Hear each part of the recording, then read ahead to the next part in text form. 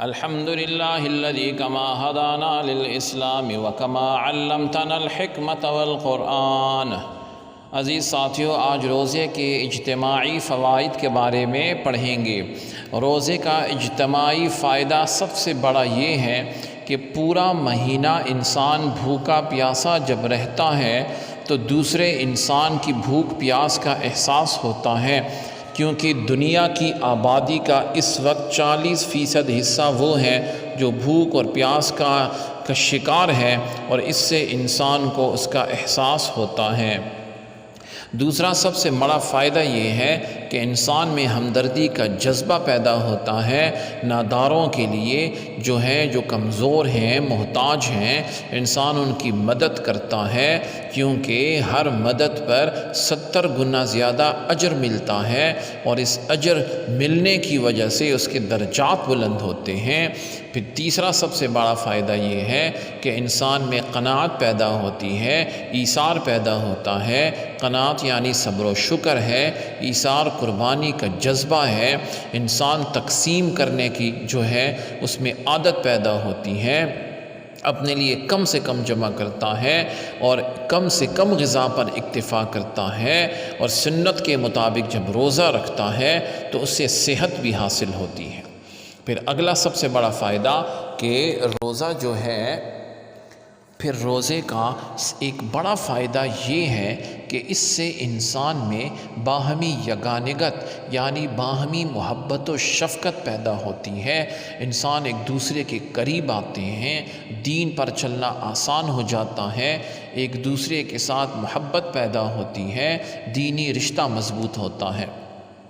اور نبی علیہ السلام نے رمضان المبارک کو مواسات ہے، غم گساری کا مہینہ قرار دیا ہے۔ مواسات کا مطلب ہے دکھ درد میں کام آنا ہے، اور غم گساری کا مطلب ہے ایک دوسرے کے غم کو ہلکا کرنا ہے، کیونکہ دوسرے کے غم میں شامل ہونے سے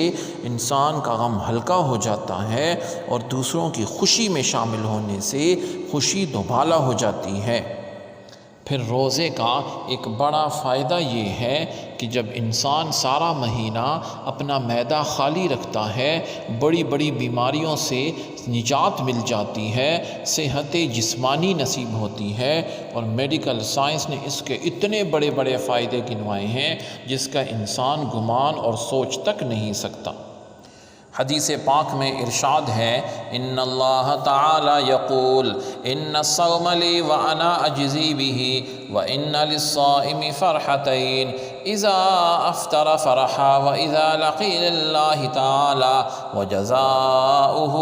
فرحا والذی نفسی بمحمد بیدہ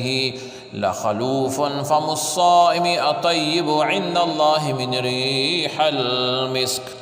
ترجمہ ہے کہ اللہ تعالیٰ عز و جل فرماتے ہیں، بلا شبہ روزہ میرے لیے ہے اور میں خود اس کا بدلہ دوں گا۔ روزہ دار کو 2 خوشیاں ملتی ہیں، ایک خوشی افطاری کے وقت اور دوسری خوشی اللہ رب العزت کے ساتھ ملاقات کے وقت۔ قسم ہے اس ذات کی جس کے قبضے میں قدرت میں محمد صلی اللہ علیہ وآلہ وسلم کی جان ہے، روزہ دار کے منہ کی بو اللہ تعالیٰ عز و جل کے نزدیک مشک کی خوشبو سے بھی عمدہ ہے، یعنی محبوب ہے۔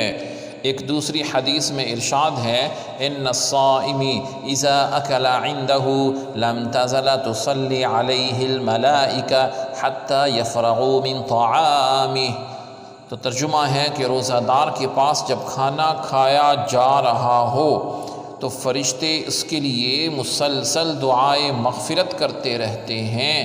یعنی جب روزہ دار کھاتا ہے تو فرشتے اس کے لیے مسلسل مغفرت کرتے ہیں اس وقت تک کہ کھانا کھانے سے فارغ ہو جائے۔ سبحانک اللہم و بحمدک اشہد ان لا الہ الا انت استغفرک و اتوب الیک، وصلی اللہ تعالی علی خیر خلقہ محمد وعلی آلہ واصحابہ اجمعین برحمتک یا ارحم الراحمین۔